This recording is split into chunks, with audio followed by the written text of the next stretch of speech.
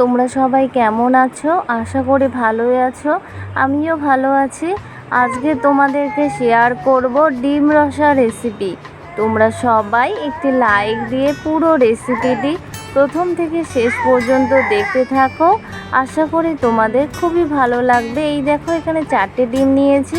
এবার ডিমগুলো খুব ভালো করে সেদ্ধ করে নেব।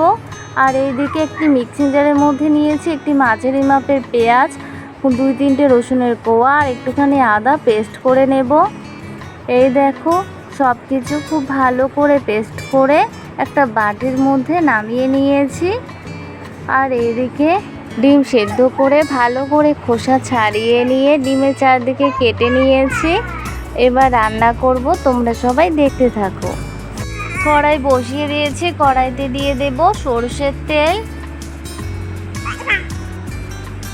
তেল দিয়ে তেল ভালো করে গরম করে নেব। তেল ভালো করে গরম হয়ে গেছে, তেলের মধ্যে দিয়ে দেব একটুখানি লবণ আর একটুখানি হলুদ গুঁড়ো, তোমরা পরেও দিতে পারো। এবার সব কিছু নেড়ে নিয়ে এরপর এখানে দিয়ে দেব সেদ্ধ ডিম। এরপর নেড়ে নিয়ে ডিম লালচে করে ভেজে নেব। তোমরা যারা যারা এখনো পর্যন্ত আমার চ্যানেলটিকে সাবস্ক্রাইব করোনি, চ্যানেলটিকে সাবস্ক্রাইব করে বেল আইকনটি অবশ্যই অল করে রেখো। যখনই আমি রান্নার ভিডিও আপলোড করব সঙ্গে সঙ্গে তোমাদের কাছে পৌঁছে যাবে। ডিম ভেজে নেওয়া হয়ে গেছে, এবার নামিয়ে নেব।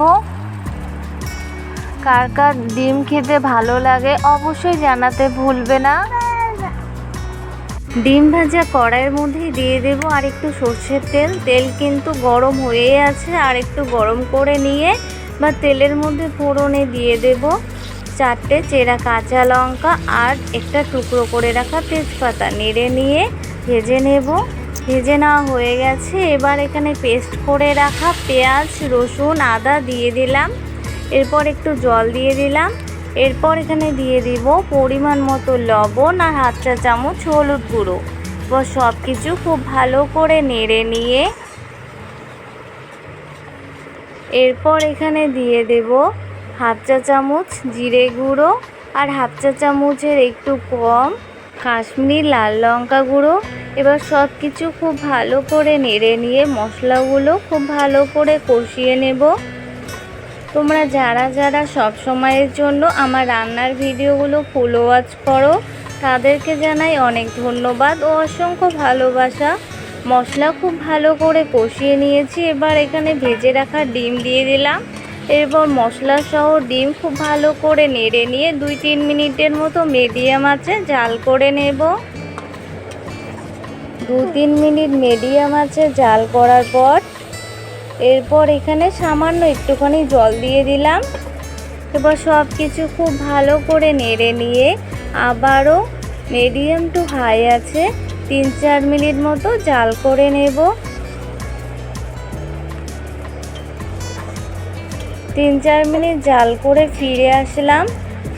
তোমরা এখানে গরম মশলা গুঁড়ো দিতে পারো।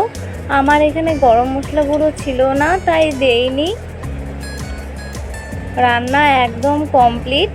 এরপর জাল অফ করে নামিয়ে নেব। তোমরা অবশ্যই একবার এভাবে ট্রাই করতে পারো। ডিমের রসা দারুণ লাগে খেতে, গরম গরম ভাতের সাথে একদম জমে যাবে। এবার নামিয়ে নিচ্ছি। ডিমের রসা একদম কমপ্লিট, নামিয়ে নিয়েছি। তোমরা অবশ্যই একবার ট্রাই করো, আশা করি তোমাদের খুবই ভালো লাগবে। এই ডিমের রসা রেসিপিটি দেখে যদি তোমাদের ভালো লেগে থাকে তাহলে অবশ্যই ভিডিওটিতে লাইক, কমেন্ট এবং শেয়ার করবে এবং অবশ্যই চ্যানেলটিকে সাবস্ক্রাইব করে বেল আইকনটি ক্লিক করতে ভুলবে না। আজকে এ পর্যন্তই, দেখা হবে পরের ভিডিওতে। বাই।